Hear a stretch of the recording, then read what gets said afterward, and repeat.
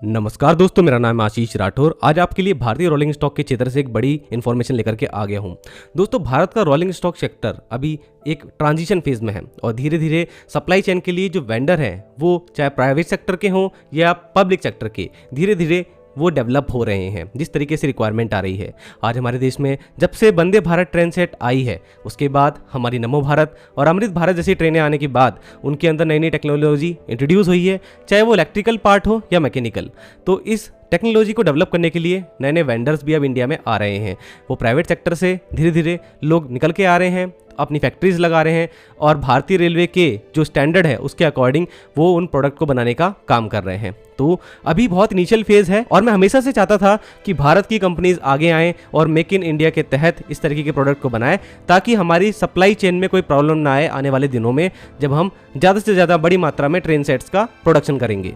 तो दोस्तों, इसी क्रम में अभी फोर्स्ड व्हील जो एक बहुत बड़ी प्रॉब्लम बनी हुई थी 2022 के समय भारतीय रेलवे के लिए, जो कि ऐसे व्हील होते हैं जिनकी स्ट्रेंथ काफ़ी ज़्यादा हाई होती है compare with cast iron wheel के, जो कि हमारे अभी तक पहले यूज़ होते आए थे। इनका वियर एंड टियर जल्दी हो जाता था और जबकि फोर्स्ड व्हील ज़्यादा ड्यूरेबल और लॉन्ग लास्टिंग होते हैं as compare with cast wheel. तो इस तरीके के व्हील जो कि अभी तक रशिया या चेक रिपब्लिक जैसे देशों से भारत आ रहा था, तो सप्लाई चेन में बहुत बड़ी प्रॉब्लम जब आई, क्योंकि जब युद्ध शुरू हुआ, चाहे वो यूक्रेन और रशिया युद्ध हो, और अभी तो आप देख ही सकते हैं कि जियोपॉलिटिक्स किस तरीके से काम कर रही है। दुनिया में काफ़ी देश आपस में लड़ रहे हैं और हाल ही में ईरान और इजराइल जैसे देश लड़ रहे हैं, जिसमें यूएस भी अब इन्वॉल्व हो चुका है। तो काफ़ी सारी चीज़ें हो रही हैं। ऐसे में सप्लाई चेन में डिस्टर्बेंस आ रहा है और अगर ऐसे में अगर सप्लाई हम लेते भी हैं तो काफ़ी ज़्यादा महंगा पड़ रहा है हमें प्रोडक्ट एज़ कंपेयर विद जो प्राइस हमें पहले बताया गया था। तो भारत में तो इस तरीके से हमारे प्रोडक्ट को बनाने की कॉस्ट भी बढ़ रही है। तो भारत ने 2022 में ही तय कर लिया था, जब यहाँ पर सप्लाई चेन में इतना बड़ा डिस्टर्बेंस आया रशिया यूक्रेन युद्ध के वक्त, फोर्स्ड व्हील जो कि भारत में बिल्कुल नहीं बनते थे, उसको बनाने के लिए लगभग 2 लाख व्हील्स पर एनएम का टारगेट रखा गया, जिसमें स्टील अथॉरिटी ऑफ इंडिया और RINL जैसी PSUs आगे आई और अब इनमें प्रोडक्शन भी शुरू हो चुका है फोर्स्ड व्हील बनाने का।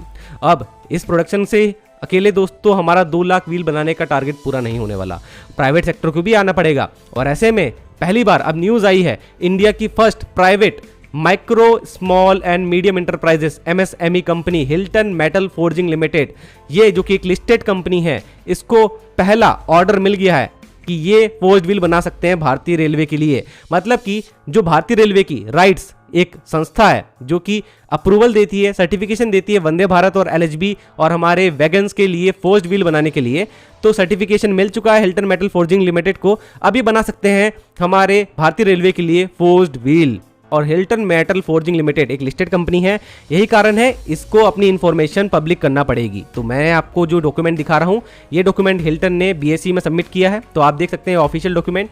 और दोस्तों एक बात और बता दूं, FY26 जो अभी चल रहा है, इसमें उन्होंने 3000 मेटल फोर्जिंग फोर्स्ड व्हील बनाने का टारगेट रखा है और अगले फाइनेंशियल ईयर 27 में 12,000 फोर्स्ड व्हील भारतीय रेलवे के बनाने के लिए इन्होंने टारगेट रखा है। और इससे इनको बहुत अनुभव होने वाला है, एक बड़ी कंपनी बनने की तरफ भी आगे बढ़ेंगे और ज़्यादा से ज़्यादा काम करेंगे, एक्सपीरियंस होगा, तो आने वाली हाई स्पीड ट्रेन के लिए भी इनको ऑर्डर मिलेंगे। और प्राइवेट सेक्टर में मुझे लगता है कि इस तरीके की कंपनियों को आगे आना बहुत ज़रूरी था। तो दोस्तों इनकी डॉक्यूमेंट में अगर देखते हैं तो इनका बताना है कि वंदे भारत के जो फोर्स्ड व्हील होते हैं 952 mm इनका डायामीटर होता है और LHB कोचेस के जो फोर्स्ड व्हील हैं उनका 915 mm डायामीटर है। तो ये जो डायमीटर है दोस्तों, ये राइट्स लिमिटेड जैसी जो हमारी संस्था है भारतीय रेलवे की, इनके द्वारा इसकी जो डिज़ाइन है, डायमेंशन है, वो तय की जाती है। अब इसके स्पेसिफिकेशन के लिए अप्रूवल मिल गया है उनको, तो अब ये व्हील बनाने का काम वो कर सकते हैं। और वंदे भारत ट्रेन के लिए रेटेड 140 kmph की स्पीड के लिए फोर्स्ड व्हील वो तैयार करने वाले हैं, ऐसा उन्होंने बताया है। अब यहाँ पर आप लोग डाउट मत करिएगा कि 140 kmph क्यों लिखा है, ट्रेन तो 180 kmph पे भी चल सकती है मैक्सिमम। तो दोस्तों यहाँ पर रेटेड स्पीड की बात हुई है, मतलब ऑपरेशनल स्पीड जो रहने वाली है वो 140 to 120 kmph के बीच में रहती है अभी वंदे भारत ट्रेन की। बाकी मैक्सिमम स्पीड जो होगी वो 180 तक ही रहने वाली है। फोर्स्ड व्हील हाई स्पीड को यहाँ सपोर्ट करते हैं, तो यहाँ पे कोई कंफ्यूजन की बात नहीं है। तो और उन्होंने जो यहाँ पे 136 सर्विसेज की बात करी है वंदे भारत ट्रेन की, वो अब 144 सर्विसेज हो चुकी हैं, तो उनका डेटा यहाँ पर थोड़ा पुराना है।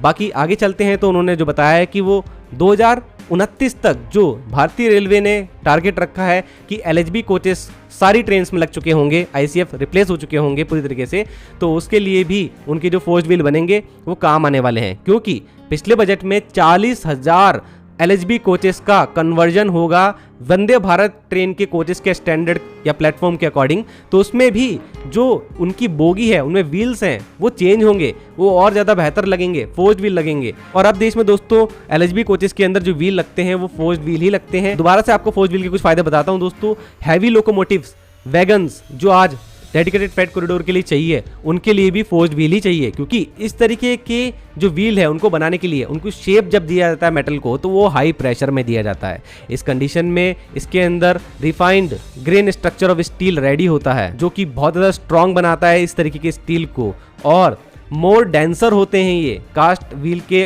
कंपैरिजन में, ज़्यादा भारी। और सबसे इम्पॉर्टेंट, जो इसके अंदर एक बॉन्डिंग होती है केमिकल, वो बहुत ज़्यादा स्ट्रांग हो जाती है, इसलिए ये मोर वियर एंड टियर रेसिस्टेंट होते हैं।